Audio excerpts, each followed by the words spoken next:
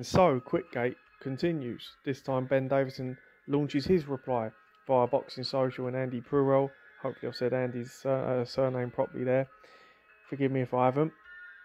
I am someone that butchers people's names, rightly or wrongly. But yeah, let's get into it. Ben Davison made some good points on this. There's certain things, and look, I've got no dog in this argument, but I'm looking at it and I'm analysing it, and I know what I believe in terms of Billy Joe and the situation, analysing it. And what I look at is what Mark said on Saturday evening. There is elements of it that make sense, like the whispering in the ear roll. It didn't look like he needed much, Ben, to get up and be in Billy Joe's ear. But there's also elements of it where it doesn't make sense, and this is why. Something that was in my mind when I was looking at the replies, and thank you to everyone that commented on the videos over the weekend, I kept harping back to Billy Joe's Facebook post where he stated that Ben got the corner to stop the fight, and I thought to myself that was weird. It was like Billy Joe was making a point there that didn't really need to be, but he felt like he needed to say it. Ben got the corner to pull the fight. And I noticed when Mark was giving his response video, he said that he had the towel over his shoulder, but then he almost was hesitant, as if to say, "Well, I was going to, and it didn't come off as if he was totally sure of what he was saying." But there was also the element that stuck in my mind was when Ben said to Billy Joe what he was whispering. Yes, Billy Joe's head was shaking. Nah. And I thought I can, because it's something that I do when someone says, oh, nah, and you shake your head. So I understand where he's coming from on that, regarding the communication between Ben and Billy Joe himself. But there was one aspect I wanted to touch on. Mark's almost give the impression that Ben Davison just came out of nowhere. Wasn't part of the camp, rocked up on the day, and he was stuck on him. Almost as if he just sort of basically snuck his way into ringside, and he's like, "What are you doing here? Oh, you're going to be my second for the night?" Nah, that obviously would just not happen. You don't just, there's paperwork, there's things that have got to be done on the day, and there's got to be agreement. Mark would have known that someone was coming in to be second. He wouldn't have got to fight day and then be scratching around looking for it. He would have known who he would have had as his second. I can't see it being that late. I can understand him meeting Ben late because Ben went in on the Friday night. He flew in on the Friday night.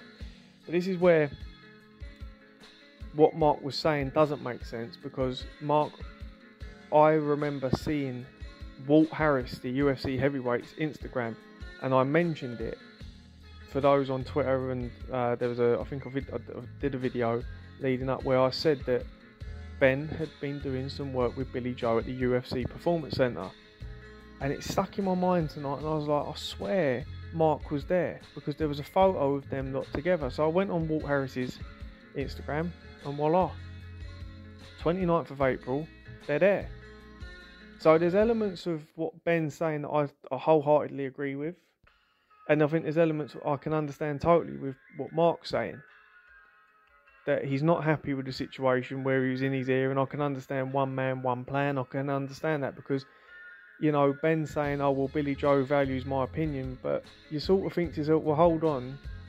You weren't too happy with the situation with Tyson and Sugar Hill, and you walked away from that because of your own, what you said, for your own professional career. I understand that.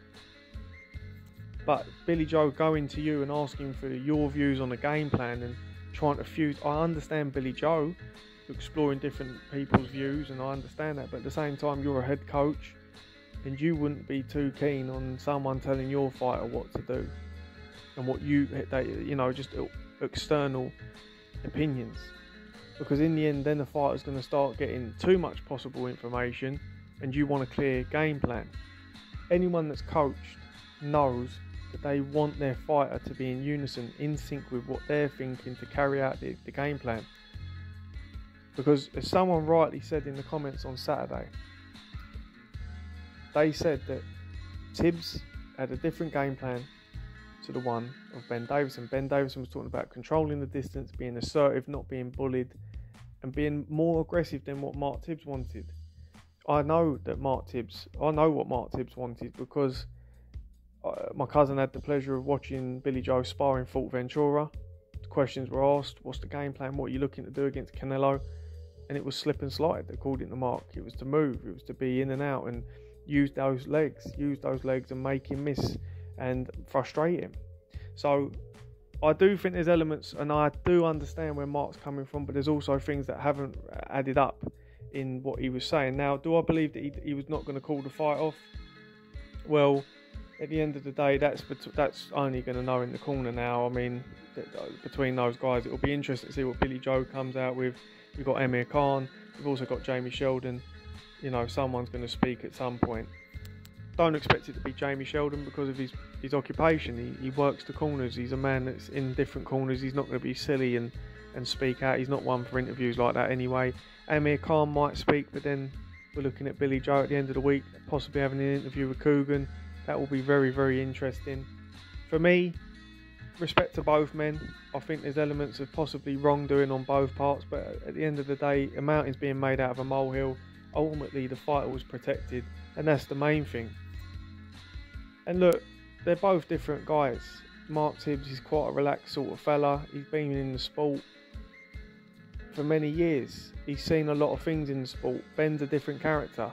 Ben has got a lot of knowledge, but he's also someone, there's knowledge and wisdom, and he's obviously still young in the game, and it's his mate. At the end of the day, that's his pal.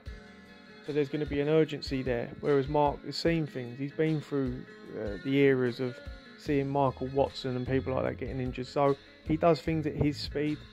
If he was a narcissist and arrogant, he would have sent Billy Joe out. But obviously he decided not to, and that's credit to him, and it's credit to them because they all cared about Billy Joe, and that's the main thing. And in hindsight, and yes, it is a beautiful thing, it probably wasn't a great idea to have two guys like that who've got two different opinions in the corner. Mark clearly felt that Ben was dropped upon him. They don't work in tandem together. They haven't got that relationship. They haven't sat down and worked through things. Ben's an opinionated guy. He's worked at a high level already in his young career. He's not a second. Mark is someone that has his opinion and is worked at a good level, and this is a big fight for him, and he doesn't need someone in his ear. It just wasn't right, but what was right was that all of them cared about Billy Joe Saunders, and they made ultimately the right decision, and that is all that matters. Upon closing this video, I will say this, that it looks more than likely, if Billy Joe does continue, and it sounds like he's got the bit between the teeth and he will continue, that it would be likely that Mark Tibbs wouldn't be his trainer moving forward because of what Ben Davison said about the family not being happy with the interviews, etc. But you know, again, that is just speculation. Anyways, that's me out. Thank you for watching as ever. Really appreciate it. Please like, share, comment your thoughts below. And as always, I ask, please subscribe. You subscribing, it might not mean a lot to you, but that click of a button, it means that the numbers go up, and it puts me in a position where things start moving forward, and actually the channel could grow and move on. So if you would, please do. If not, no worries. We'll just keep it moving and let this build organically. But as ever, thank you.